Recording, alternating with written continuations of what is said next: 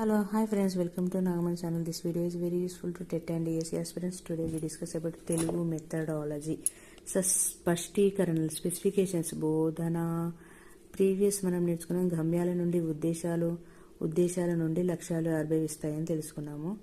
లక్ష్యాలు ఎక్కడి నుంచి ఆవిర్భవిస్తాయి? ఉద్దేశాల నుండి లక్ష్యాలు ఆవిర్భవిస్తాయి.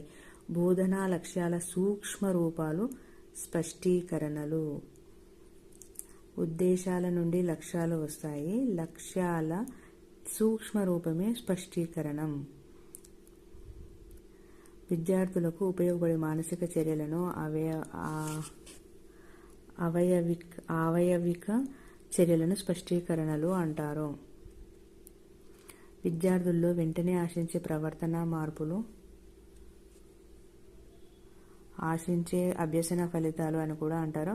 ఒక పాఠ్యాంశం పిల్లలకు బోధిస్తే దాని ద్వారా పిల్లల నుండి ఏం కోరుకుంటామో వాటిని స్పష్టీకరణలు అంటారు. స్పష్టీకరణలని సామర్థ్యాలను కూడా పిలుస్తారు.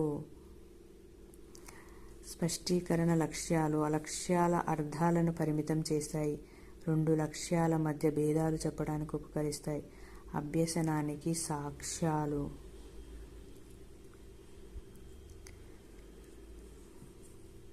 ఒకసారి ఎక్స్ప్లెనేషన్ అయిపోయిన తర్వాత పిల్లలు అర్థమైందా లేదా అని చెక్ చేసుకుంటాం కదా. అది పిల్లల నుండి మనం చెప్పింది అర్థమైంది అనేది తెలుసుకోవడంలో పిల్లల నుండి ఆశించేది స్పష్టీకరణలు మరియు సామర్థ్యం. అభ్యసనానికి సాక్ష్యము. అప్పుడు మనం చెప్పింది పిల్లలకు అర్థమయ్యింది, పిల్లలు చెప్పారు అని అంటే అభ్యసనం జరిగింది అని అర్థం. దానికే మరొక పేరు. అభ్యసనానికి సాక్ష్యాలు అంటే స్పష్టీకరణ. బోధనాభ్యసన కృత్యానికి ప్రాతిపదికలు.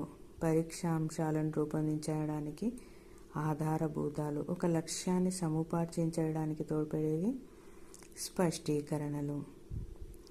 బోధనాభ్యసన సన్నివేశాల్లో అంతర్దృష్టిని సారించడానికి, మూల్యాంకనంలో ప్రశ్నల తయారీకి, బోధన ప్రణాళికను తయారు చేసుకోవడానికి ఉపకరిస్తాయి. జీకే సుద్ గమ్యాలు దీర్ఘకాలికమైనవి, ఒక రకంగా అంతిమ ప్రయోజనం కోసం ఉద్దేశించబడినవి